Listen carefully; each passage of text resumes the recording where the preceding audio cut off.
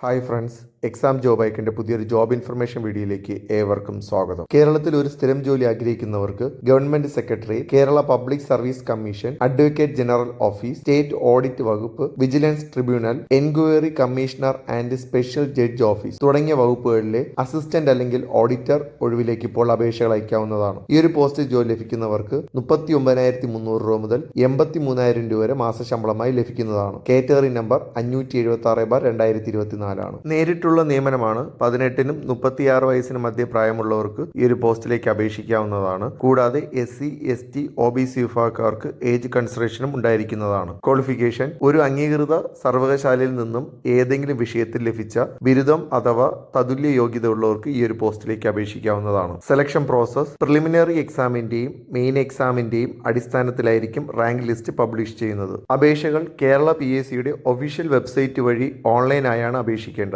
അപേക്ഷകൾ അയക്കേണ്ട അവസാന ദിവസം ജനുവരി 29 ബുധനാഴ്ചയാണ്. കൂടുതൽ വിവരങ്ങൾക്കായി വെബ്സൈറ്റ് സന്ദർശിക്കുക. ഇതുപോലെയുള്ള ജോബ് ഇൻഫർമേഷൻ വീഡിയോസിനായി ഈ ചാനൽ സബ്സ്ക്രൈബ് ചെയ്ത് സപ്പോർട്ട് ചെയ്യുക. താങ്ക്